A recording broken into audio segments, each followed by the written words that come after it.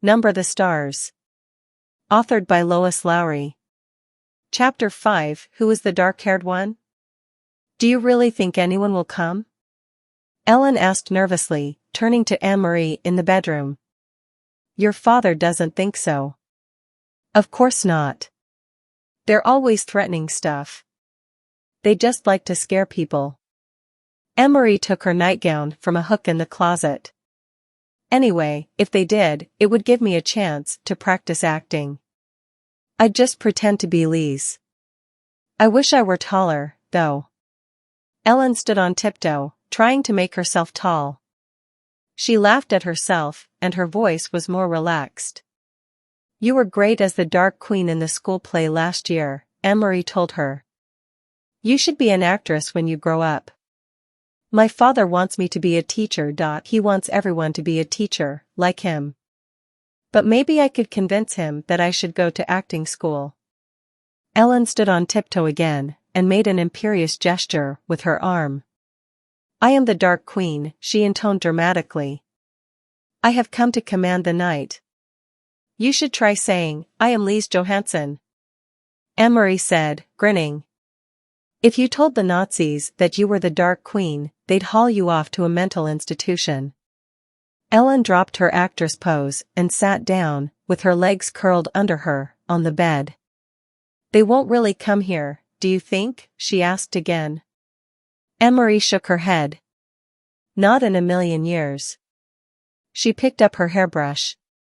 The girls found themselves whispering as they got ready for bed. There was no need, really, to whisper. They were, after all, supposed to be normal sisters, and Papa had said they could giggle and talk. The bedroom door was closed. But the night did seem, somehow, different from a normal night. And so they whispered. How did your sister die, Annemarie? Ellen asked suddenly. I remember when it happened. And I remember the funeral. It was the only time I have ever been in a Lutheran church. But I never knew just what happened. I don't know exactly, Annemarie confessed. She and Peter were out somewhere together, and then there was a telephone call that there had been an accident. Mama and Papa rushed to the hospital. Remember, your mother came and stayed with me and Kirsty? Kirsty was already asleep and she slept right through everything, she was so little then. But I stayed up, and I was with your mother in the living room when my parents came home in the middle of the night. And they told me Lise had died. I remember it was raining, Ellen said sadly. It was still raining the next morning when Mama told me. Mama was crying, and the rain made it seem as if the whole world was crying. Annemarie finished brushing her long hair and handed her hairbrush to her best friend. Ellen undid her braids, lifted her dark hair away from the thin gold chain she wore around her neck, the chain that held the Star of David, and began to brush her thick curls. I think it was partly because of the rain. They said she was hit by a car. I suppose the streets were slippery, and it was getting dark, and maybe the driver just couldn't see, Annemarie went on, remembering. Papa looked so angry. He made one hand into a fist, and he kept pounding it into the other hand. I remember the noise of it, slam, slam, slam. Together, they got into the wide bed and pulled up the covers. Annemarie blew out the candle and drew the dark curtains aside so that the open window near the bed let in some air. See that blue trunk in the corner, she said, pointing through the darkness. Lots of Lisa's things are in there. Even her wedding dress. Mama and Papa have never looked at those things, not since the day they packed them away. Ellen sighed. She would have looked so beautiful in her wedding dress. She had such a pretty smile. I used to pretend that she was my sister, too. She would have liked that, Annemarie told her. She loved you. That's the worst thing in the world, Ellen whispered. To be dead so young. I wouldn't want the Germans to take my family away, to make us live someplace else. But still, it wouldn't be as bad as being dead. Annemarie leaned over and hugged her. They won't take you away, she said. Not your parents either. Papa promised that they were safe, and he always keeps his promises. And you are quite safe, here with us. For a while, they continued to murmur in the dark, but the murmurs were interrupted by yawns. Then Ellen's voice stopped, she turned over, and in a minute her breathing was quiet and slow. Annemarie stared at the window where the sky was outlined and a tree branch moved slightly in the breeze. Everything seemed very familiar, very comforting. Dangers were no more than odd imaginings, like ghost stories that children made up to frighten one another, things that couldn't possibly happen. Annemarie felt completely safe here in her own home, with her parents in the next room and her best friend asleep beside her. She yawned contentedly and closed her eyes. It was hours later, but still dark, when she was awakened abruptly by the pounding on the apartment door. Annemarie eased the bedroom door open quietly, only a crack, and peeked out. Behind her, Ellen was sitting up, her eyes wide. She could see Mama and Papa in their nightclothes, moving about. Mama held a lighted candle, but as Annemarie watched, she went to a lamp and switched it on. It was so long a time since they had dared to use the strictly rationed electricity after dark that the light in the room seemed startling to Annemarie, watching through the slightly open bedroom door. She saw her mother look automatically to the blackout curtains, making certain that they were tightly drawn. Papa opened the front door to the soldiers. "This is the Johansen apartment?" A deep voice asked the question loudly, in the terribly accented Danish. "Our name is on the door, and I see you have a flashlight," Papa answered. "What do you want? Is something wrong?" "I understand you are a friend of your neighbors the Rosens, Mrs. Johansen," the soldier said angrily. "Sophie Rosen is my friend, that is true," Mama said quietly. "Please, could you speak more softly? My children are asleep." "Then you will be so kind as to tell me where the Rosens are." He made no effort to lower his voice. "I assume they are at home, sleeping." "It is 4 in the morning, after all," Mama said. Annemarie heard the soldier stalk across the living room toward the kitchen. From her hiding place in the narrow sliver of open doorway, she could see the heavy uniformed man, a holstered pistol at his waist, in the entrance to the kitchen, peering in toward the sink. Another German voice said, "The Rosens' apartment is empty. We are wondering if they might be visiting their good friends, the Johansens."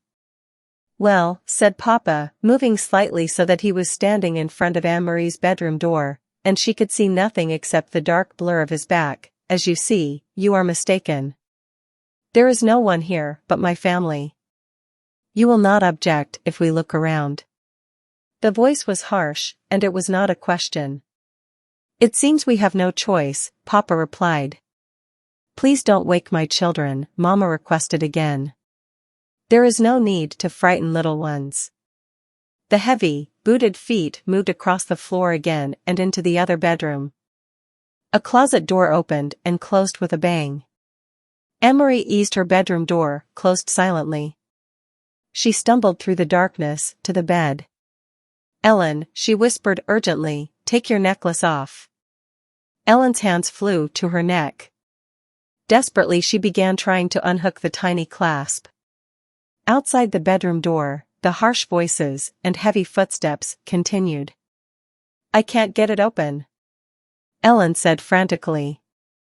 "I never take it off, I can't even remember how to open it." Annemarie heard a voice just outside the door. "What is here?" "Shoo," her mother replied. "My daughter's bedroom. They are sound asleep." "Hold still," Annemarie commanded. "This will hurt." She grabbed the little gold chain, yanked with all her strength, and broke it. As the door opened and light flooded into the bedroom, she crumpled it into her hand and closed her fingers tightly. Terrified, both girls looked up at the 3 Nazi officers who entered the room. One of the men aimed a flashlight around the bedroom. He went to the closet and looked inside. Then, with a sweep of his gloved hand, he pushed to the floor several coats and a bathrobe that hung from pegs on the wall. There was nothing else in the room except a chest of drawers, the blue decorated trunk in the corner, and a heap of Kirsty's dolls piled in a small rocking chair. The flashlight beam touched each thing in turn. Angrily the officer turned toward the bed. "Get up," he ordered. "Come out here." Trembling, the two girls rose from the bed and followed him, brushing past the two remaining officers in the doorway, to the living room. Annemarie looked around. These three uniformed men were different from the ones on the street corners. The street soldiers were often young, sometimes ill at ease, and Annemarie remembered how the giraffe had, for a moment, let his harsh pose slip and had smiled at Kirsty. But these men were older and their faces were set with anger. Her parents were standing beside each other, their faces tense, but Kirsty was nowhere in sight. Thank goodness that Kirsty slept through almost everything. If they had wakened her, she would be wailing, or worse, she would be angry, and her fists would fly. "Your names?" the officer barked. "Annemarie Johansen. And this is my sister." "Quiet. Let her speak for herself." "Your name?" He was glaring at Ellen. Ellen swallowed. "Lise," she said, and cleared her throat. "Lise Johansen." The officer stared at them grimly. "Now," Mama said in a strong voice, "you have seen that we are not hiding anything. May my children go back to bed?" The officer ignored her. Suddenly, he grabbed a handful of Ellen's hair. Ellen winced. He laughed scornfully. "You have a blonde child sleeping in the other room. And you have this blonde daughter," he gestured toward Annemarie with his head. "Where did you get the dark-haired one?" He twisted the lock of Ellen's hair. "From a different father? From the milkman?" Papa stepped forward. "Don't speak to my wife in such a way. Let go of my daughter or I will report you for such treatment." "Or maybe you got her someplace else," the officer continued with a sneer. "From the Rosens?" For a moment, no one spoke. Then Annemarie, watching in panic, saw her father move swiftly to the small bookcase and take out a book. She saw that he was holding the family photograph album.